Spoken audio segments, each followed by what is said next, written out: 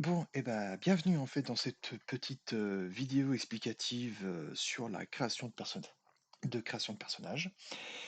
Nous allons voir en fait trois éléments importants en fait lors de la construction d'un personnage. On parle pas de character design, on parle essentiellement méthodologie et pratique d'un support ou d'un guide pour mieux appréhender la construction d'un personnage. D'accord? Donc on ne partira pas sur de la caractérisation ou en eux-mêmes le design. On va partir vraiment sur les constructions basiques.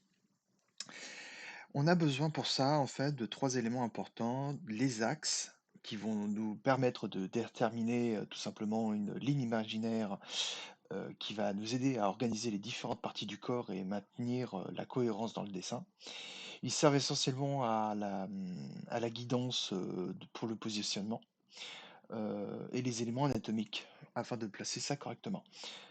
Euh, Nous allons d'abord commencer par placer la tête, le torse, le bras et les jambes, bien sûr en s'assurant que les volumes sont corrects et évidemment respecte aussi la règle essentielle de la perspective, bien sûr. Généralement, les axes aident aux artistes à créer des personnages bien proportionnés et réalistes. Voilà. Donc, j'ai pris aussi pour l'exemple le personnage de la protagoniste principale en fait de la série BNA des studios Trigger qui s'appelle alors excusez-moi je cherche le nom parce qu'elle a un nom un peu compliqué. Michiru Kagemori. J'y arrive toujours pas à le prononcer. Michiru Kagemori. Voilà. Donc ce personnage-là est représenté en train de faire une course, un déplacement assez vif. Sur les modèles que j'ai pu voir, elle est en train de jouer au basket. Donc c'est pour ça qu'elle est légèrement cassée. Quand je dis cassée, c'est-à-dire qu'en fait, elle fait contrepoids lors d'un mouvement. Donc on va étudier justement avec les axes. Le premier axe en fait qu'on peut voir, c'est je pars de la tête jusqu'au bassin, sur la ligne verte. Donc, le premier mouvement que je peux voir, c'est celui-ci. Et ensuite, je vais partir du pied jusqu'au bassin. Pourquoi? Parce qu'en fait, lors de la création de ce personnage, apparemment, il a été pensé pour que on comprenne qu'il y a un mouvement de décalage lors d'un dribble, en fait. Elle est en train de jouer au basket, donc elle est en train de dribbler, donc elle est en train de se décaler à vitesse grand V sur la gauche. Sur la gauche? Ouais, c'est ça, sur la gauche, parce qu'elle utilise son pied droit comme un point d'appui pour pouvoir se décaler. Donc elle bouge le bassin pour pouvoir aller sur la gauche et ensuite se réceptionner avec son autre jambe gauche, justement pour pouvoir mieux se positionner. Donc là, nous avons déterminé son mouvement. Maintenant, il ne nous reste plus qu'à déterminer les volumes.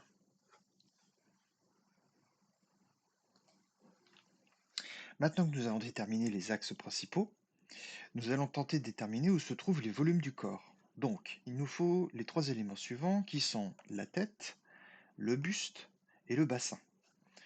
Donc, commençons d'abord par la tête, ce qui me semble être le plus facile à accéder. Donc, je vais faire un petit cercle, hop, voilà, pour déterminer la chose. Ensuite, pour augmenter et améliorer le volume, ah bah j'y viendrai plus tard, j'y viendrai avec la notion de perspective. Donc, on va d'abord commencer à arriver à déterminer la forme de la tête. Ensuite, on va tenter de déterminer la forme du buste.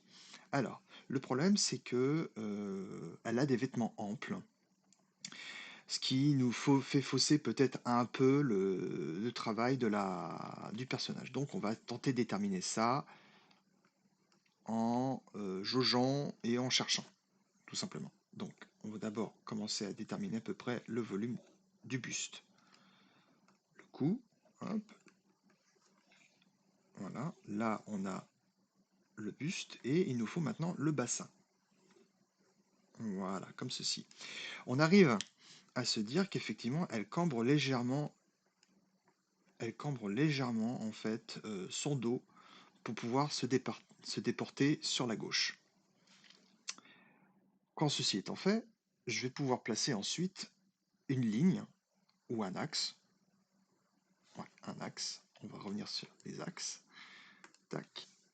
Pour déterminer les axes des épaules et du bassin.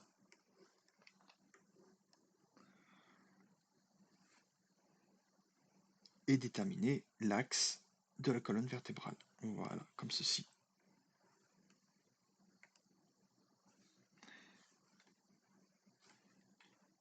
Je reviens sur mon calque des volumes. Voilà. Ensuite, les jambes.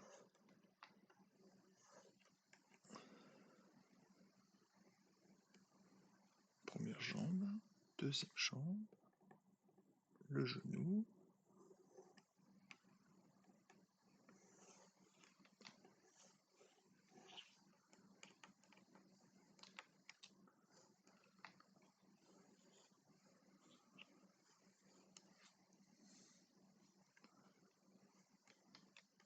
Comme des haricots. Même principe.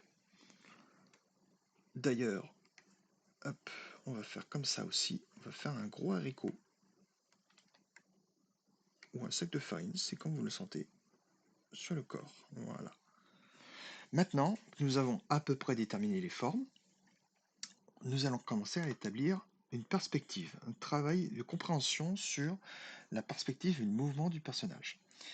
Donc je prends un nouveau crayon, et là, je vais commencer à vous faire déterminer un peu les éléments qui semblent être importants pour la perspective de notre personnage. Donc nous avons déterminé tout à l'heure les axes des épaules et des hanches. On va déterminer ça avec un tracé bleu pour le reste du corps. Par exemple, vous allez créer une ellipse pour vous aider à comprendre comment fonctionne le volume, comme un œuf. Voilà. Pareil pour le buste.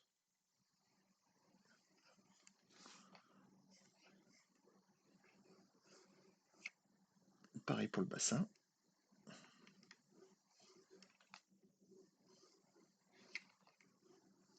Voilà.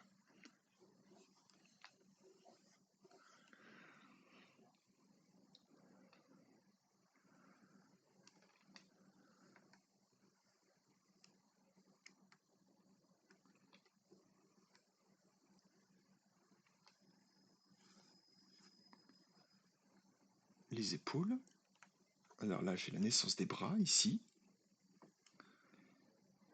Et là, j'ai plus qu'à lancer. Alors, je vais prendre le trait rouge hop, pour le volume des bras.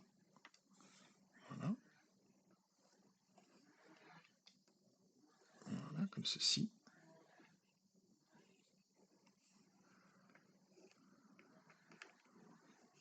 L'épaule qui est derrière, qui se superpose avec l'autre bras. Voilà, comme ceci.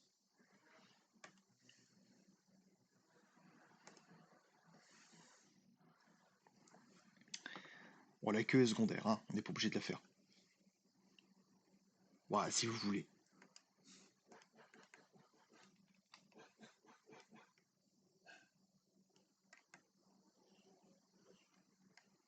Voilà.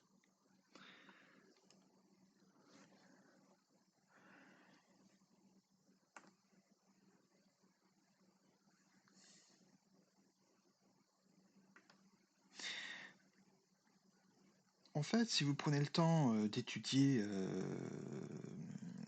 Fun with Pencil de Loomis, vous avez toutes les possibilités, vous avez toutes les informations qu'il vous faut pour pouvoir créer des petits personnages comme ceci en fait. Hop, je relance. Voilà. Le volume ici pour qu'on puisse mieux le déterminer. Voilà. Oups.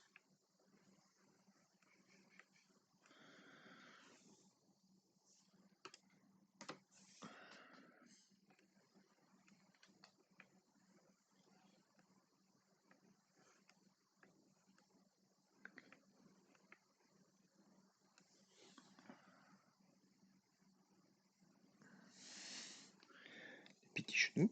Voilà, pour qu'on puisse déterminer. Là, j'arrive à savoir où se trouvent des points d'articulation. Voilà. Tac, tac, tac. ici un point, le genou, deuxième point, la malléole ici. On descend jusqu'au talon. On peut faire comme ça jusqu'au pied, voilà, comme ceci. Et là, on détermine la chose. Pareil, donc les hanches. Donc, hanche numéro ici, là. Tac, tac et tac. Voilà.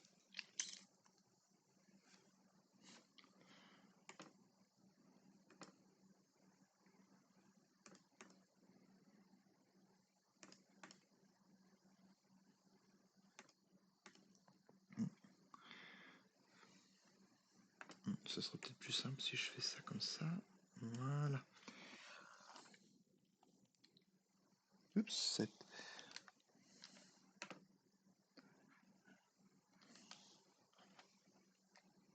Voilà, sur notre calque.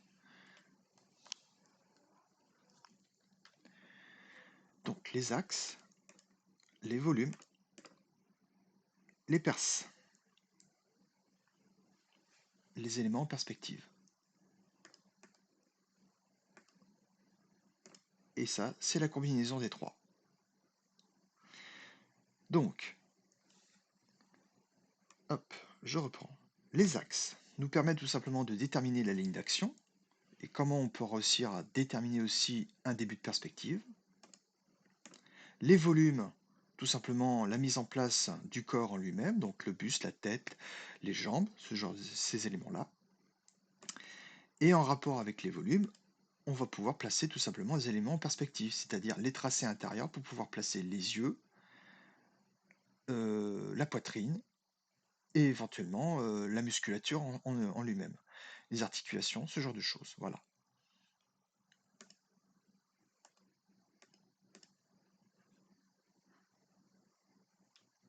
Merci, à bientôt.